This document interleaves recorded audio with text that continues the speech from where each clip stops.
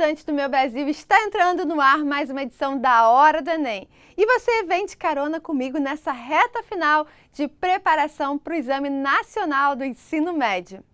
Fiquem ligados porque preparamos um programa de estudos à medida certa para essas últimas semanas antes das provas. Então, preste atenção nos destaques dessa quarta-feira. E para o programa de hoje, convidamos Antônio Barbosa Lima. Ele é professor de Química. Na teleaula do dia com Landes Vieira, vamos falar também sobre Química. Vamos aprender sobre propriedade dos compostos orgânicos. E no Janela do Enem, vamos receber Nabila de Castro Costa, estudante de Artes Visuais. Então vamos nessa, pessoal, porque está na sua hora, a Hora do Enem. Nas dicas de hoje, eu tenho a honra de receber meu professor de Química, Tuninho, direto do Rio de Janeiro. Tudo bem, professor? Bem-vindo à Hora do Enem. Oi, Tatiana, um prazer estar aqui contigo. Que saudade de você. Prazer. Saudades grandes. Professor, queria que você começasse falando um pouquinho da prova de Química. Tatiana, olha, a prova do Enem, ela não apresenta um edital descritivo dos conteúdos curriculares que caem na prova. Mas sim, ela apresenta um edital dividido em áreas de conhecimento, abordando as competências e avaliando as habilidades. Sim. Portanto, é fundamental no Enem que o candidato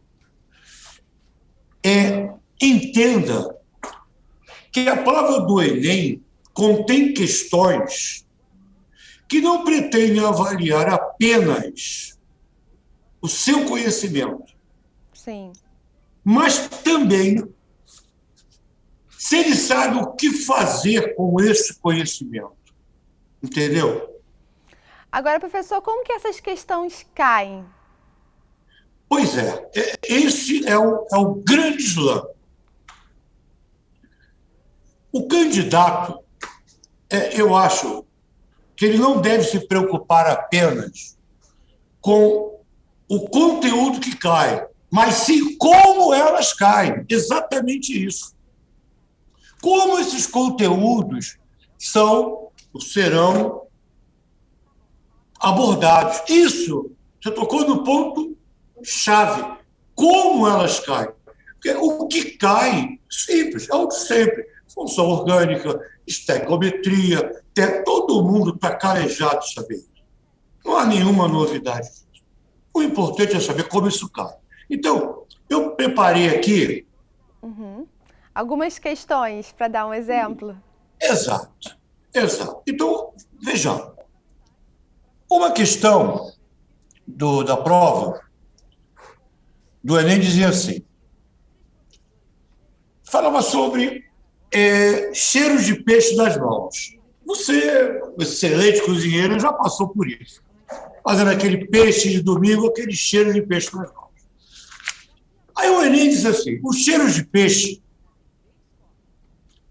tem caráter alcalino. Isso remete ao conhecimento. O que é alcalino? Básico. O garoto tem que saber que alcalino é básico. E aí eles têm assim, como é que ele vai fazer para tirar esse cheiro de peixe das mãos? Ora, ele apresentou uma área de conhecimento e ele quer avaliar a habilidade do candidato para responder como retirar o cheiro de peixe. Simples. O peixe, o cheiro, tem caráter alcalino, básico. Então, ele precisa adicionar alguma coisa que tenha caráter ácido para neutralizar esse cheiro. Ora, qual é o cotidiano de uma cozinha que neutraliza isso? Vinagre, que é uma substância de caráter ácido. Então, ele tem que saber peixe, caráter básico, o que vai neutralizar, tem que ter caráter ácido e ele tem que saber o vinagre. Ou seja, ele conjugou conhecimento e habilidade. Com certeza. Tem outra dica, professor, que possa dar de outra questão? Tenho. Por exemplo, um pesquisador, ele pegou lá os vidros que continham lá umas enzimas digestivas. E ele não sabia mais qual era o tubo que tinha lá a enzima digestiva, mas ele tinha uma noção de que essa enzima era uma protease, uma enzima que age ali no estômago e atinge proteínas. O que ele fez? Ele pegou, dividiu os tubos e colocou amostra nesses tubos. Tais como? Num ele colocou batata cozida, no outro ele colocou macarrão, no outro ele colocou manteiga e no outro ele colocou carne. Olha, onde é que eu espero que haja uma ação da enzima? Onde tem proteína, na carne. E aí você vai para as opções e você vê que, além da carne, tem o pH, que vai me dizer se o caráter é ácido ou básico. E ele diz que, no intestino, o caráter é básico, ou seja, o pH tem que ser maior que 9. E no estômago é ácido, ou seja, o pH tem que ser menor que 9. Resposta disso: pedaços de carne com pH 5. Então, eis o problema: como identificar qual dos tubos contém a enzima que ele acha que é uma enzima, uma protease gástrica. Agora, Toninho, para finalizar, queria que você desse um segredinho aí para os alunos que vão fazer a prova daqui a uns dias. Olha, eu separei para vocês, vou deixar no site de vocês, já as principais competências e habilidades que caem na prova do Enem, em termos de química. Então, eu botei não só a competência, como as habilidades, como os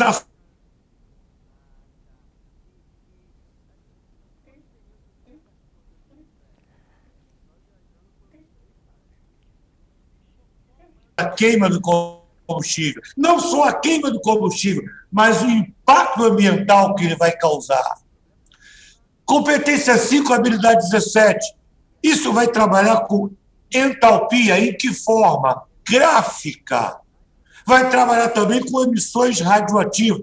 Então, o Enem vai cobrar termoquímica na forma gráfica, vai cobrar emissão radioativa, partículas alfa, beta e gama, e vai cobrar também os indicadores ácido-base. Então, quando isso cair, competência 5, habilidade 17, que cai todos os anos, nos últimos 6 anos, isso vai cair dessa maneira.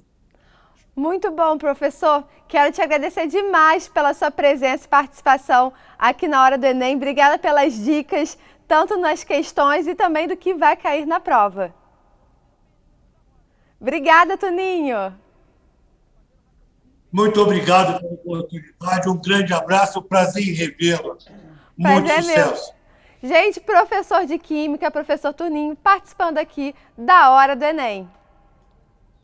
O nosso curso de apoio e revisão intensiva, que reforça o conteúdo que você assiste aqui na Hora do Enem, está disponível para todo o Brasil. Para mais informações, acesse o site www.horadoenem.org.br. O curso é bem intuitivo, ele é prático, dinâmico, o que facilita a compreensão de toda a programação do Enem. A TV Escola e seus parceiros, com grande experiência em Enem, resolveram dar aquela forcinha a mais nessa missão, disponibilizando o acesso a um amplo conteúdo de apoio e reforço, a fim de proporcionar uma revisão completa com foco exclusivo no Exame Nacional. Os estudantes poderão participar de um novíssimo curso intensivo multiplataforma, com site, aplicativo, e-books, para estimular a preparação da galera que vai fazer as provas do final do ano. Videoaulas específicas com professores especialistas e uma programação completa, incluindo resumos, exercícios, testes online. Essa é a sua hora, a Hora do Enem. E na aula de hoje o tema é de Química, abordando propriedades dos compostos orgânicos, isso com o nosso querido Lande Vieira. Lembrando que a aula foi gravada antes da pandemia. É com você, Lande! Neste ano, 2 finais de semana, 180 questões, uma redação Sucesso de público, sucesso de crítica. Em novembro, Enem 2018. Em breve, prepare-se.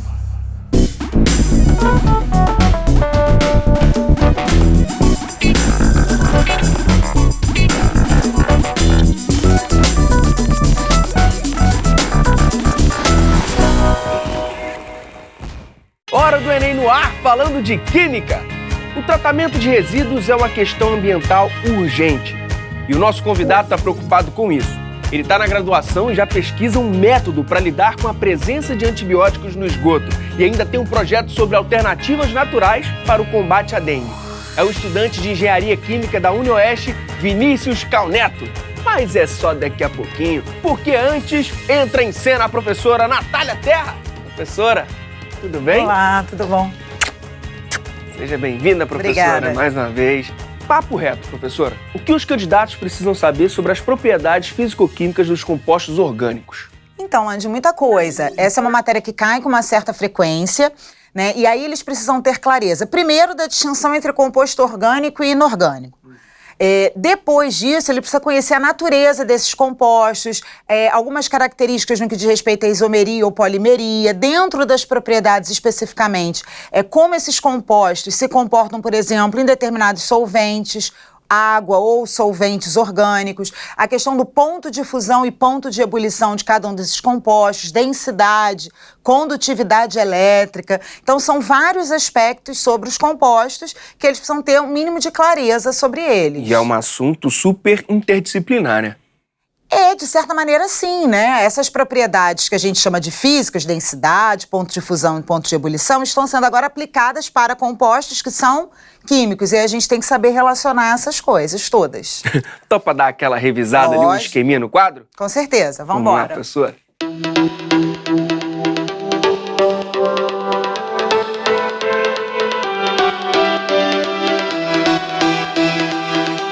Mostra pra gente, professora.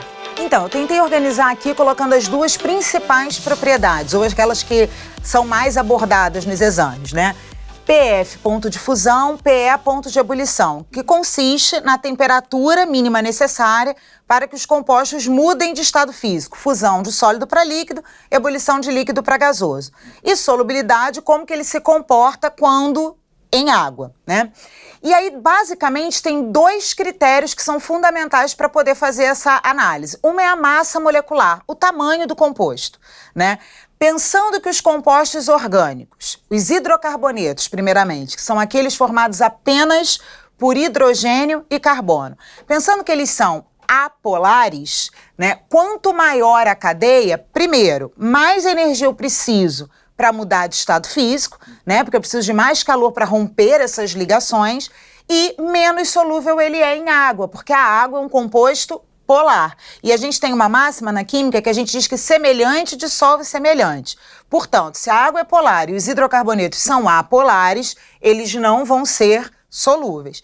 E outro é a questão das forças intermoleculares. Primeira distinção clara, a diferença entre interação interatômica, que é entre dois átomos, e aí nós temos a ligação iônica, a covalente, a metálica, e outra força intermolar, que é o que explica como as moléculas se mantêm conectadas umas às outras. E nós temos de três tipos. Ligação de hidrogênio, caracterizada pela presença de hidrogênio ligado a FON, que a gente fala que é a ligação da buzininha, né? F de flúor, O de oxigênio, N de nitrogênio, caracterizado por uma diferença grande de eletronegatividade, a polaridade entre os dois átomos, né, entre os dois elementos, dipolo, que está presente nos demais compostos polares, que não se encaixam no primeiro grupo, cuja diferença de eletronegatividade existe, mas é menor, e as forças de London, que são presentes entre moléculas de compostos apolares. Então, mesmo esquema. Se é para pensar solubilidade em água polar, essas duas são mais solúveis do que essa que se coloca como pouco ou insolúvel. E uma outra coisa interessante, só para dar um exemplo, quando a gente fala no tamanho da cadeia para pensar os pontos, eu dou sempre esse exemplo os meus alunos, né? Eu falo assim, se eu colocar hoje para secar uma toalha de banho e a toalha de rosto, necessariamente a toalha de rosto vai secar o quê? Mais rápido. Porque eu tenho um tamanho, uma massa menor. Então, essa é a mesma lógica para os compostos. Quanto maior a cadeia, mais energia eu preciso. Quanto menor, menos energia eu preciso. Então, basicamente, vai se falar em tamanho e tipo de interação. Quanto mais forte, mais energia eu preciso para romper. Quanto menos forte ou mais fraca, menos energia eu preciso para romper. Show. Com isso em mente, já rola de fazer uma questão? Nossa, muitas coisas, muitas questões. Partiu então? Vambora. Já tá na tela.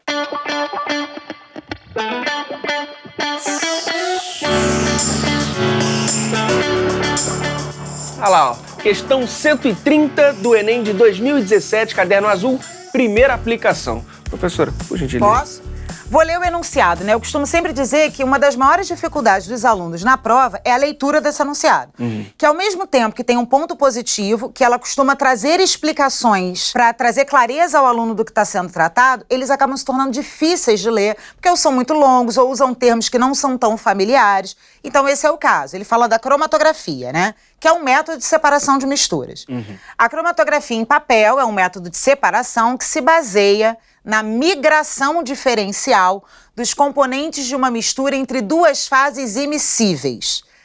Portanto, que não se misturam, não são solúveis. Os componentes da amostra são separados entre a fase estacionária e a fase móvel em movimento no papel. A fase estacionária consiste de celulose praticamente pura, que pode absorver até 22% de água. É a água absorvida que funciona como fase estacionária líquida e que interage com a fase móvel, também líquida, partição líquido-líquido.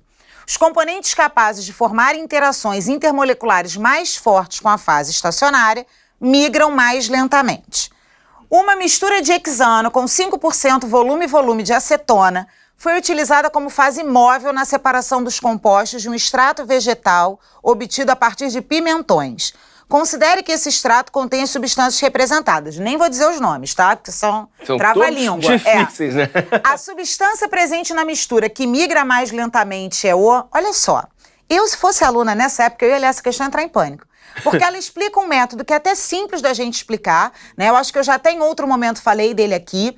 Ele separa por diferença de solubilidade, né? Mas ele vai usar termos como partição líquido-líquido, fase estacionária, fase móvel, celulose. Usa hexano, que é o nome de um hidrocarboneto, ele precisaria saber isso. Acetona, que é uma outra função orgânica, ainda para dar uma atenção, fala num número de concentração, 5% volume, que é um tipo de concentração em porcentagem que os alunos costumam ter pavor. No entanto, a questão é muito simples. Ela fala numa fase móvel e numa estacionária. Ele deixa claro que a fase móvel tem hexano e que, portanto, é um hidrocarboneto apolar, e que a fase estacionária é composta por água e celulose. Ainda que o aluno não soubesse da celulose, a água é superbatido, que é um composto polar. Se ele me pergunta qual é a substância que migra mais lentamente, é aquela que não se desloca com a móvel. Portanto, é a que tem mais afinidade com a fase estacionária, que é a da água, que é a polar. Então, vai ser mais afim com a fase estacionária a substância que também for mais polar. Traduzindo isso tudo, a questão pergunta: qual dos 5 compostos é mais polar? Ora, se a gente olhar, pensando nos dois critérios, a massa é muito semelhante, são cadeias longas em todos os casos. Então, o desempate, por assim dizer, vai se dar pelo tipo de interação dessas moléculas. Então, eu teria que de cara olhar que o licopeno, primeiro, só tem carbono e hidrogênio, totalmente apolar. O alfa-caroteno, da mesma forma. O gama-caroteno também. Todos só têm C e H, hidrocarboneto apolar. Eu vou ter que ficar entre capsorubina e alfa-criptoxantina. Se eu olhar a primeira, eu tenho um OH, 2 OHs, hidroxila, o que marca a ligação de hidrogênio, H e O. E também 2 carbonilas, C dupla O. Na de baixo, eu só tenho uma hidroxila, ou seja, ambas são polares, porém, quanto mais ligação de hidrogênio fizer, mais polar será. Logo, quanto mais hidroxilas tiver, mais polar, mais afinidade com a água, migra lentamente. Então, a resposta é letra D, capsorubina. D de dado. D de dado. Isso, capsorubina. Caramba, é muito complicado, porque tem que ter muito conhecimento prévio, né, professora? Tem que saber de função, tem que saber do tipo de interação, tem que saber das propriedades, então são todos os saberes conectados, que é a tendência agora, né? As provas são mais conteudistas de fato e relacionando os conhecimentos dos 3 anos, né? E como não se assustar com tudo isso, professora? Eu gosto sempre de sugerir que eles leiam, que eles marquem aquelas informações que eles julgam. Isso é um treinamento, né? De aprender a ler e buscar as informações que são essenciais, né? E não se assustar com o excesso de dados, né? Porque aqui tem tanta informação que eles podem ficar achando que precisam usar aqueles números e não precisam, né? Então, um exercício que eu sempre sugiro aos meus alunos é irem lendo as questões e aprendendo a discernir o que é informação relevante para aquela resolução do que não é. Então, é muito estudo, é muito treino mesmo. Nesse caso, exercitar. Interpretação de texto também. Sim. Professora, e costuma aparecer questões desse tipo com outros assuntos? Muito. Esse é um tema que cai bastante, porque como você falou, né, ele pode aparecer em outros campos do saber também, né? Então, como os compostos, eles perpassam outras áreas, às vezes eles vão falar das vitaminas, já caiu uma questão assim também, das vitaminas lipossolúveis, que são solúveis em gordura, e das hidrossolúveis. De novo, eu estou discutindo solubilidade de composto orgânico. E aí era uma questão que relacionava com biologia, com a função daquela vitamina no organismo, mas para saber qual era a preferência, né, a melhor, a ideal, eu tinha que discutir a questão da solubilidade. Então ela aparece bastante. Show de bola. Então, chega cá pra frente.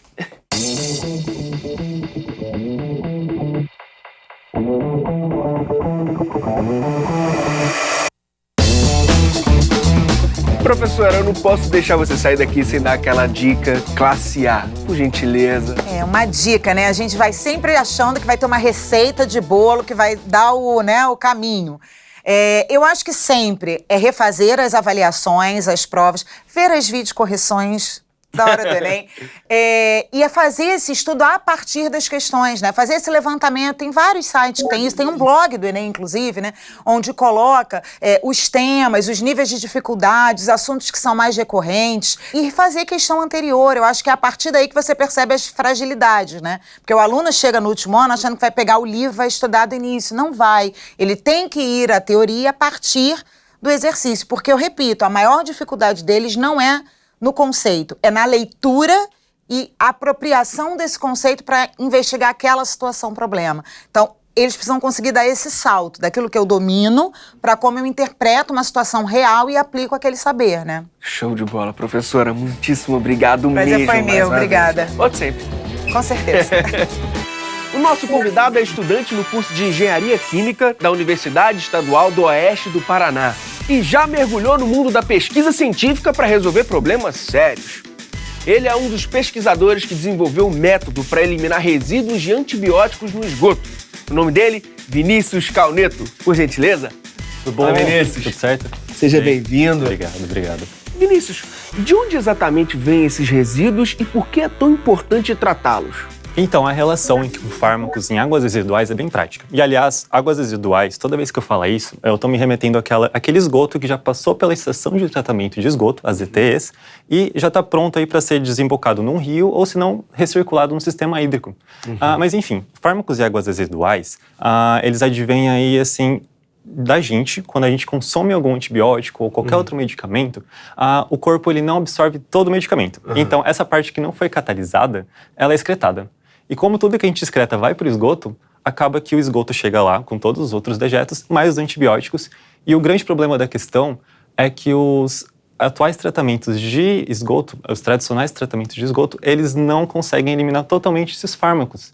Então, as águas residuais acabam saindo, apesar de limpas, dentro de todas as normas já aí pré-definidas, elas acabam saindo com traços de antibióticos. E esse problema ele se torna muito importante porque, assim, devido à grande bioafinidade dos medicamentos, eles são, assim, compostos muito ativos. Ou seja, qualquer oportunidade do remédio agir, ele vai estar agindo. E se você pensar que esses medicamentos estão diluídos em água e que a água ela tem acesso livre para qualquer tipo de micro-organismo na face da Terra, incluindo a gente, é muito complicado. Porque assim, você vai estar tomando água todo dia e todo dia você vai estar recebendo doses, mesmo que pequenas, de antibiótico, por exemplo. E com essa dose excessiva e não necessária de antibióticos diária, você começa a desenvolver uma resistência, ou se não, a você dar à bactéria uma resistência que ela não precisava ter. Por exemplo, você tomou o antibiótico que você não precisava e você ficou doente. Aquele antibiótico que você tomou não vai servir mais para aquela bactéria. Você vai ter que precisar de um outro tratamento mais forte. E pensa comigo, se você continuar nesse ciclo tempo suficiente, a gente vai chegar num estágio em que a humanidade vai ter uma superbactéria e ela não vai conseguir ser morta por nenhum tipo de tratamento. Vai ser resistente a tudo, né? Sim, e, isso não é nada legal. Então a gente precisa muito diminuir essas doses de antibióticos nas águas residuais, não só pela gente, mas pelo meio ambiente, sei lá, pelos peixes. Mas sabe? eu queria saber, no meio ambiente, qual é o impacto? É um impacto muito grande. Por exemplo, bactérias decompõem corpos mortos. A putrefação ela é diminuída com uma grande quantidade de antibióticos no meio ambiente. E isso causa um desequilíbrio ambiental muito grande. Então é muito importante a gente eliminar. Destrói ecossistemas inteiros, né? Vem cá, quais são os métodos que vocês estão estudando e estão trabalhando em cima? Então, durante 2 anos agora, em 2018, já está fazendo. Eu estou aí em conjunto com a minha professora, a professora Veronice Santana, e a mestranda, agora doutoranda no caso, mas na época ela era mestranda, Sabrina Giordani. A gente chegou numa solução para um tratamento alternativo a esses das estações de tratamento de esgoto, e é a fotocatálise heterogênea. Como é que é? Peraí, é complicado o nome. Como é que funciona? Explica como é que funciona. Calma. É só um nome, como tudo na ciência, é um nome bonito para uma coisa muito fácil. A fotocatálise heterogênea. Foto vem de luz. Fóton, do salto quântico, que a galera vem no ensino médio em física. Então, você vai usar luz. Catálise vem de reações catalíticas lá da química. Ou seja, vai ser uma reação com a ajuda da luz que vai quebrar uma molécula. Catálise de uma molécula é a quebra dela. Beleza. E a gente agora tem heterogênea. A heterogênea vem da suspensão que é usada. Por exemplo, a gente degrada efluentes numa solução aquosa. Essa solução, ela tem um catalisador. Aquele mesmo catalisador que a galera aprende aí em cinética química, que ajuda a diminuir a energia de ativação. É esse mesmo catalisador, só que aplicado em fotocatálise.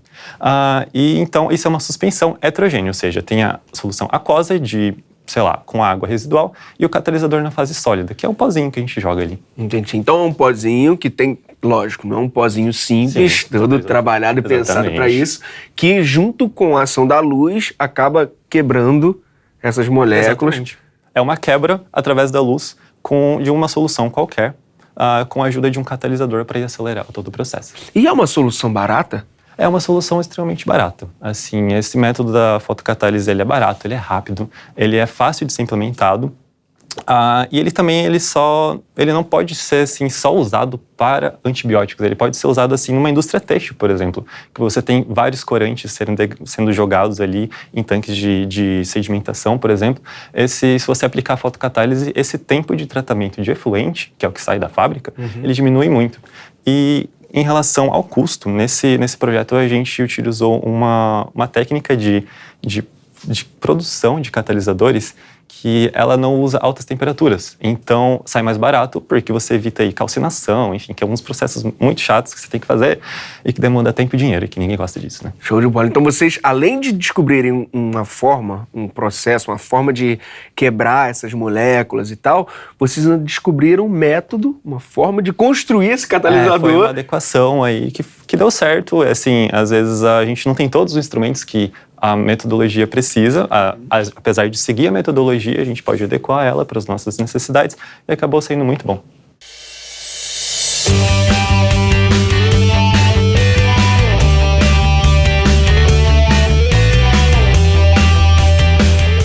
Bom, pelo que eu vi, o projeto envolve muita biologia também. Sim, a gente tem biologia, física, química, engenharia. A biologia, ela entra na parte da interação dos fármacos com o que está lá dentro. Tipo assim, a gente tem que saber como funcionam os antibióticos na água, as interações do antibiótico com o catalisador, porque através das relações a gente consegue entender os mecanismos químicos. E a gente já entra em química, com mecanismos reacionais, também para saber do comportamento da molécula da ciprofloxacina, Caramba. Que é o antibiótico que a gente estuda, o tamanho da molécula e afim. E a gente tem a parte da engenharia aplicada no projeto também, que são os planejamentos experimentais que possibilitam a gente conseguir mais com menos recursos, ou seja, conseguir os mesmos resultados que a gente conseguiria, só que fazendo menos experimentos. Então, é muito interdisciplinar. E de onde surgiu a ideia desse projeto? Então, Na faculdade, todo professor tem uma área de pesquisa própria. E a professora Veronice sempre trabalhou com fotocatálise.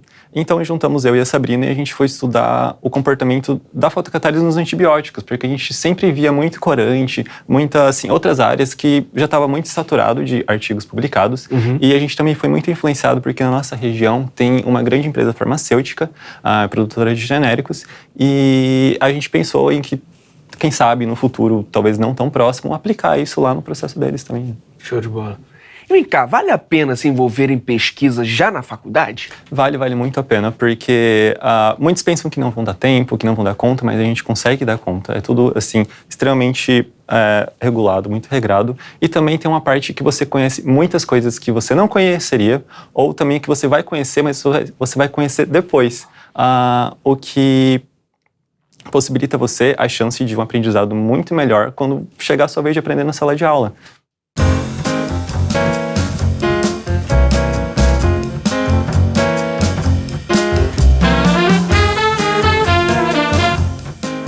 Vem cá, qual o seu recado para aquela galera que ainda está em dúvida se segue ou não em alguma área da química? A química ou engenharia química, apesar dos nomes parecidos, elas são bem diferentes, então eu aconselho a galera a ler sobre e principalmente a procurar pessoas que já estão na área. Porque assim, a química ela é mais micro, é mais reacional, em pequenas partes, é um estudo mais dedicado ao laboratório. A engenharia química é uma engenharia de processos, é uma engenharia industrial.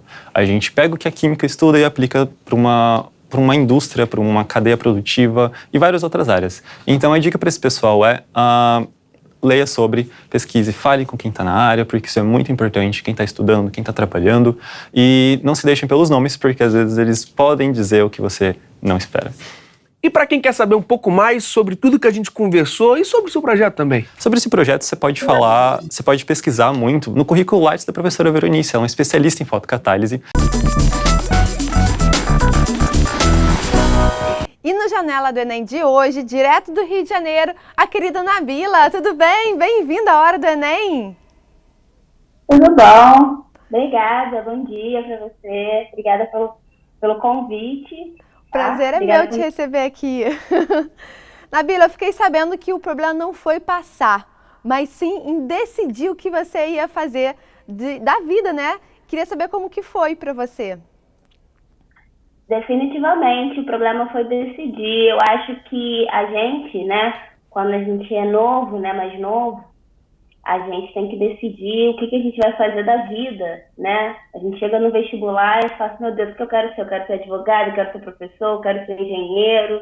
Eu acho que tem muitas pessoas que já são super certas do que elas querem, né? Eu quero ser médico, eu quero ser advogado, mas tem muita gente que fica ali. E eu fui uma dessas pessoas, eu estava totalmente perdida.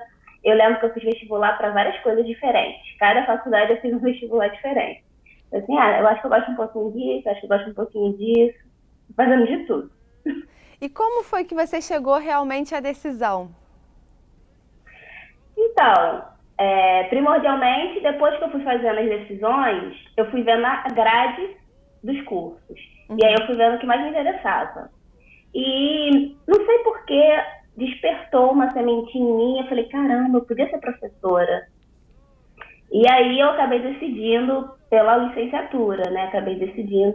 Mas assim, eu fiz para biblioteconomia, eu fiz para ciências sociais, eu fiz para várias outras coisas. Mas eu acabei decidindo a sementinha falou mais alto. Acho que a sementinha do ser professora. Acho que aquele insight foi certeiro. E aí você começou e realmente você se identificou com o curso? Sim, não, me apaixonei. Bom, vou dizer que no primeiro momento, né, a gente toma um susto, porque a faculdade é muito diferente da nossa escola. A gente tem um ritmo na escola de estudo, né, de rotina, e quando entra na faculdade, você vira adulto de um dia para o outro. Assim. Mas foi apaixonante, eu adorei demais e não trocaria, faria de novo. E você veio de um colégio, né, público e conseguiu conquistar a vaga de uma certa forma rápida. Qual é a dica que você dá para quem está nos assistindo agora? Olha, uma coisa que eu fiz que me ajudou muito e que eu guardo isso até hoje, é tudo que eu estudava, tudo que eu fazia fichamentos, tá? Por exemplo, o professor passava textos para mim nas aulas de História, Geografia, eu fazia fichamentos, isso me ajudou muito na hora de estudar para o vestibular, porque eu já tinha resumo de vários textos, eu já tinha fichamento de vários textos. Então, as matérias de humanas, para mim, foram muito mais fáceis, talvez, acho que por isso eu consegui me identificar também muito mais com o fato de ser professora. As aulas de matemática, sim, né? A gente passava, a gente estudava, mas eu me interessava muito mesmo pela área de humanos. Então, você focar muito mais, claro que você precisa focar em todas as disciplinas, mas você focar e dar uma atenção maior às disciplinas que são melhores para o curso que você deseja, ajuda muito no processo. Porque aí você une o útil ao agradável, o que você está aprendendo na escola com o seu vestibular. É verdade. Nabila, quero te agradecer muito pela sua participação aqui na Hora do Enem. Foi um prazer te conhecer e te desejo muito sucesso na sua vida. Viu? Muito obrigada. Um abraço para vocês, viu? Muito obrigada. Gente, Nabila, direto do Rio de Janeiro, aqui no Janela do Enem.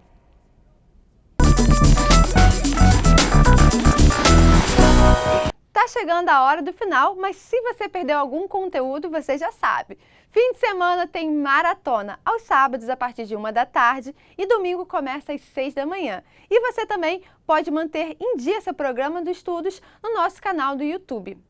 Para aumentar ainda mais suas chances no exame, confira o nosso curso intensivo multiplataforma no site que está aqui embaixo. É show de bola! Quer dar sugestões, tirar dúvidas? Anote o WhatsApp, porque você pode estar participando também aqui do Janela do Enem. Marque a gente também nas redes sociais através da hashtag Hora do Enem, @TV Escola e @Tatiana D'Angelo. Quero acompanhar de pertinho essa reta final para os estudos das provas no dia 21 e 28. Enfim, entramos em novembro e as provas estão chegando. A temperatura está subindo e isso não é papo de previsão nem de aquecimento global, não é isso mesmo? A chapa vai esquentar a partir de sábado do fim de semana que vem. Por isso, mais do que nunca, vamos manter a garra, disciplina e a determinação para alcançar bons resultados nas provas, combinado? Eu acredito muito no talento de cada um de vocês para vencer esse grande desafio do ano. Então, gente, continuem contando com a gente aqui da Hora do Enem da TV Escola. No mais, amanhã tem muito mais conteúdo para vocês. Se preparem muito bem e olha, qualquer coisa, se você perdeu, tem tudo lá no YouTube. Um beijo, até amanhã e bons estudos. Tchau, tchau!